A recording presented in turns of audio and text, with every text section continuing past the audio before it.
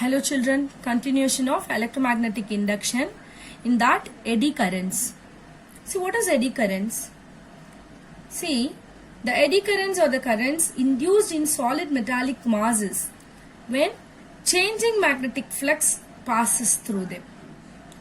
That means the changing magnetic field set up the current loop in the metallic masses. So these loops are irregularly shaped, so that the eddy currents which are produced. So we can elaborately see through with some experimental demonstrated study. Right, the eddy currents also opposes the change in magnetic flux. That is because of the direction given by the Lenz law. So we can see that through the experimental study, right? See the diagram 1. This is a copper plate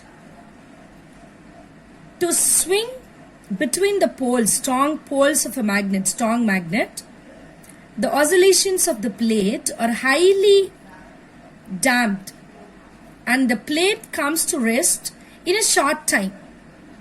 As the plate moves in and out in the magnetic field, the magnetic flux linked with it changes. This induces the eddy currents in the plate which opposes its motion of the magnetic field, so that only it comes to rest in the short time period what we said. See the second diagram. Now you can take the pendulum of a flat copper plate with the narrow slits, right, cut across it. Since the plate is set into the oscillation, same like that, the eddy currents are set up in the plate. But this plate swings for longer duration than the plate without the slots what we have seen in the first explanation, right? So this is because the loop has much larger paths for the electron to travel it, right? See, larger the paths which offer more resistance to the electron. What? Larger the paths, it offers more resistance to the electrons. And because of that, the eddy currents are sufficiently reduced, right? So as a result, what we get, the opposition of the oscillations becomes very small, right? See, now we can see the next one is the undesirable effects of eddy current. So what is undesirable effects of eddy current? See, the eddy currents are produced inside the ion cores. For example, like electric motors, dynamos, transformers. These are some examples we can take. Which experiences a flux changes when they are in use. So the eddy current causes unnecessary heat and the wastage of power also. So how can we reduce, minimize it? Right? We can be reduced by laminated core. How it is? So the eddy currents can be reduced by using laminated core, which instead of a single solid mass, right, which is consisted of thin sheets of metal, which is insulated from each other by a thin layer of varnish. The planes of the sheets are placed perpendicular to the direction of the current. So that would be set up by the EMF induced in the material. If suppose the insulated between the sheets, then offers high resistance to the induced EMF and the eddy currents will be reduced, right? See this diagram?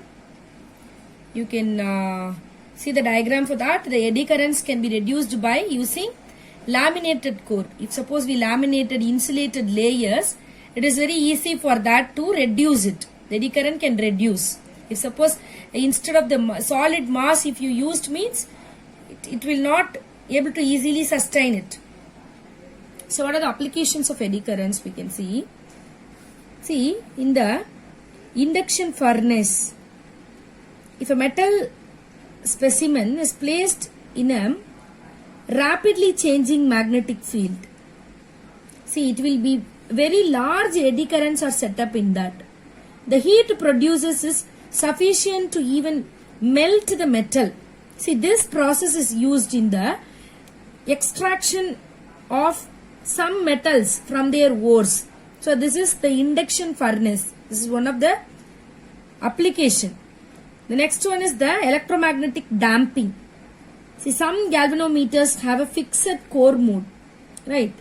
It's a non-metallic magnetic material. When the coil oscillates, the eddy currents generated in the core, which is opposes the motion, right? And it brings the coil to rest quickly. What we said that like solid mass.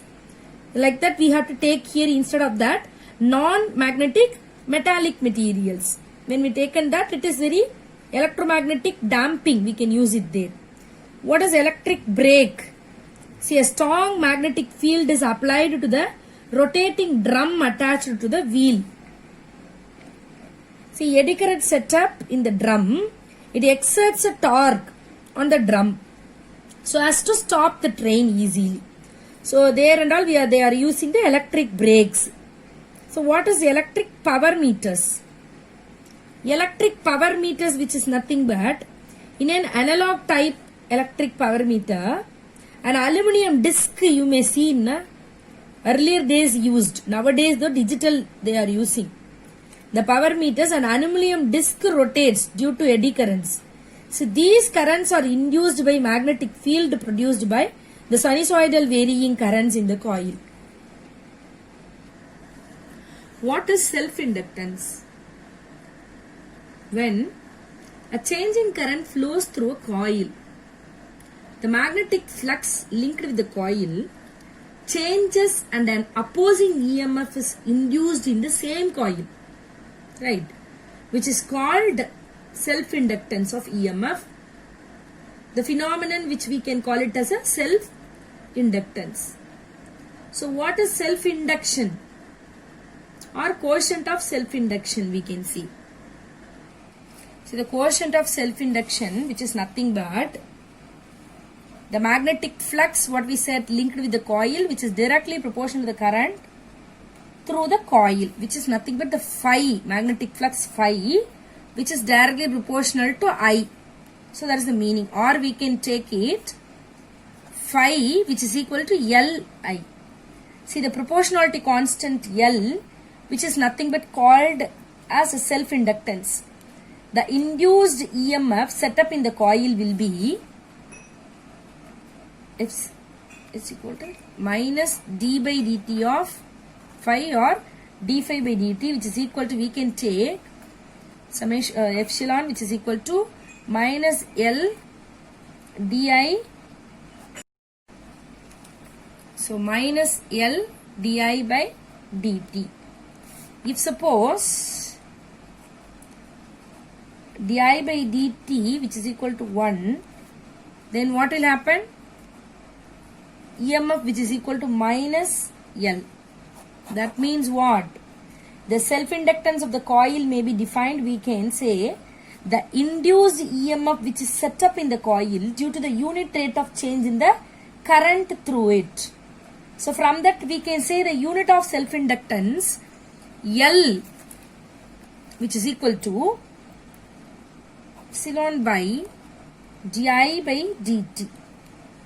That is for this EMF, which is equal to what? 1 volt whole divided by 1 ampere per second, which is equal to 1 VSA per minus 1, we can say, or we can call it as 1 Henry. 1 Henry. Okay. So this is the SI unit. So self-inductance of the coil is said to be 1 Henry, means what will happen? If an induced EMF of 1 volt, which is set up in it, when the current in it changes at the rate of 1 ampere per second. Can we define like this? Right, correct. So as L is equal to what then? Phi by I. Right. So then SI unit of self-inductance will be, how it will be changed then? That is Weber per ampere. So we can tell that the 1 Henry, which is equal to what? 1 Henry, which is equal to 1 volt second per ampere or ampere per minus 1, or which is equal to 1 Weber ampere per minus 1, right? Now, the self-inductance of a long solenoid. Now, consider a long solenoid of length L and the radius R. Okay, the radius which is compared to the length is very less and having n number of turns per unit length. If the current I flows through the coil, then the magnetic field inside the coil is almost constant. Then what is B, which is equal to what it will become magnetic field? Mu naught Ni, right? Mu naught Ni. Now, the magnetic flux linked with the coil of each turn, all the turn we have to calculate, means the area we have to take consider. So, B into A, which is nothing but mu naught Ni into A. So, here A, which is equal to what? Pi r square. We know that, right? So, the area cross section of the solenoid. Here, the magnetic flux linked with entire solenoid is phi, which is nothing but what? Flux linked with each turn multiplied with the total number of turns. Both we have to calculate here, which is nothing but the flux, which is what? Mu naught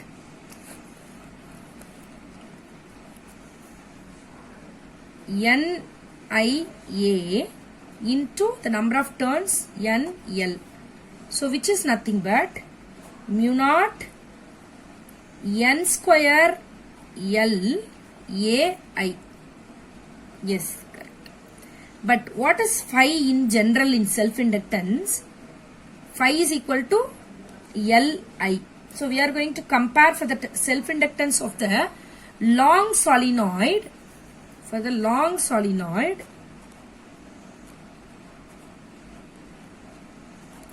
which is equal to what? L is equal to mu naught N square L A. Is it right?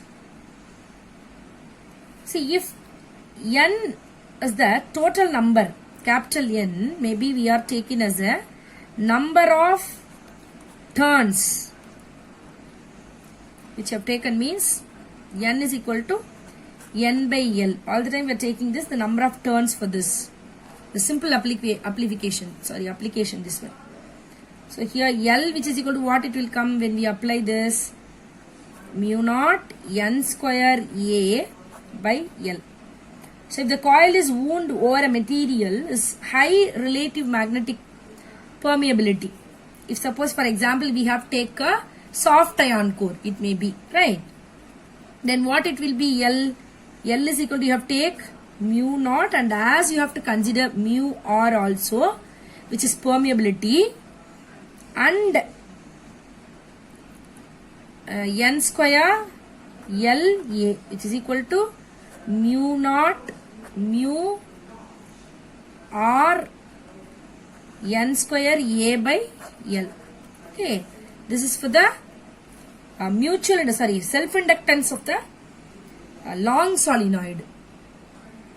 See, the factors on which self-inductance depends, the solenoid, number of turns.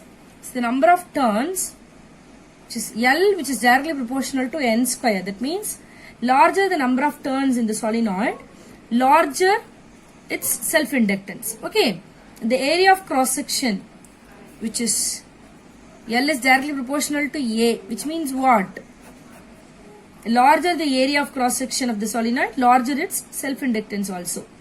The permeability of the core material, the self-inductance of the solenoid increases the mu r permeability times if it is over an iron core for relative permeability. What we have seen that changing that material, depending upon the material, it will be get varied, increasing. Okay.